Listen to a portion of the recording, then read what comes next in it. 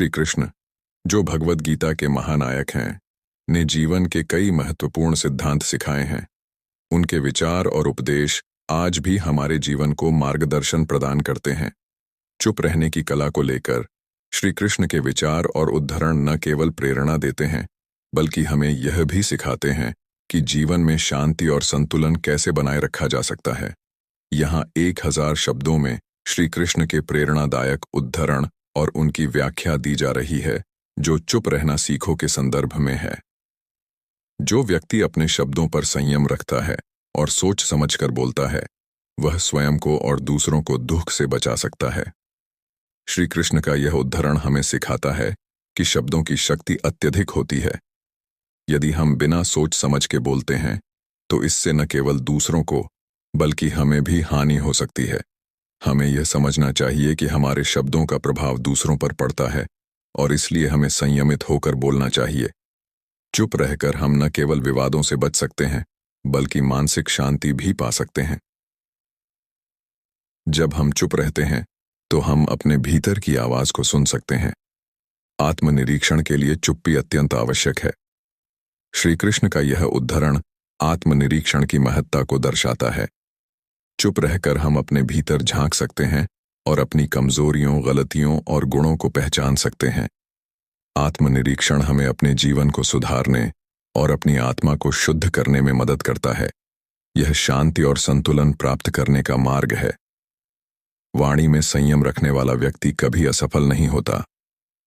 श्री कृष्ण के इस उद्धरण का अर्थ है कि जो व्यक्ति अपनी वाणी में संयम रखता है, वह जीवन में कभी असफल नहीं होता। हमें हमेशा यह ध्यान रखना चाहिए कि कब और क्या बोलना चाहिए। अगर हम हर समय बोलते रहेंगे, तो हमारे शब्दों का महत्व घट जाएगा।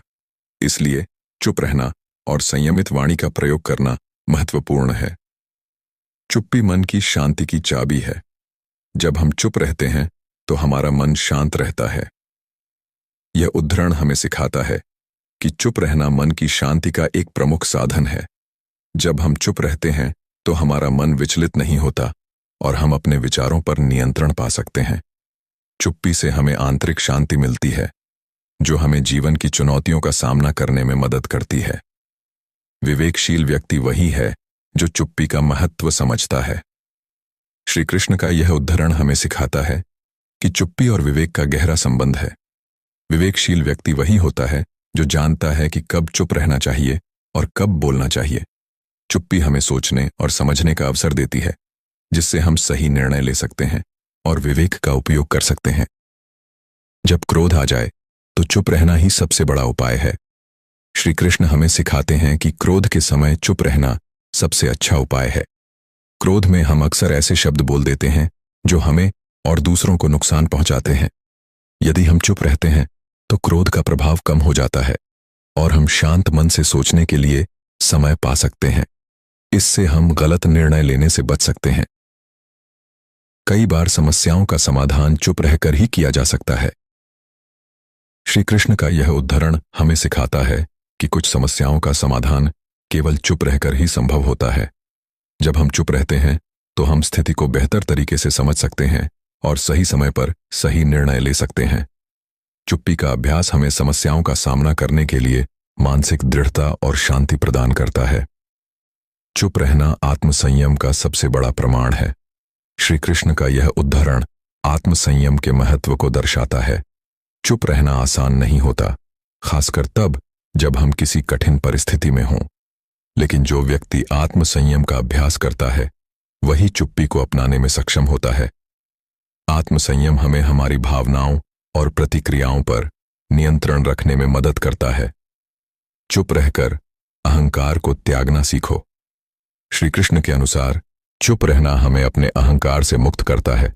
जब हम चुप रहते हैं, तो हमें अपनी वास्तविकता का अनुभव होता है और हम अपने अहंकार को समझ पाते हैं।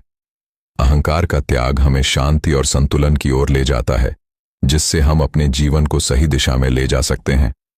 धैर्य के साथ चुप रहना एक महान गुण है। श्री कृष्ण का यह उद्धरण हमें सिखाता है कि धैर्य और चुप्पी का मेल महान गुणों में से एक है। जब हम किसी कठिन परिस्थिति में होते हैं, तो धैर्य और चुप्पी हमें स्थिति को सही तरीके से समझने और उसका सामना करने में मदद करते हैं। धैर्य से हम निर्णय लेने में गलती नहीं करते और चुप्पी से हम अनावश्यक विवादों से बच जाते हैं। श्री कृष्ण के ये उद्धरण हमें सिखाते हैं कि चुप्पी और संयमित वाणी का हमारे जीवन में कितना महत्व है।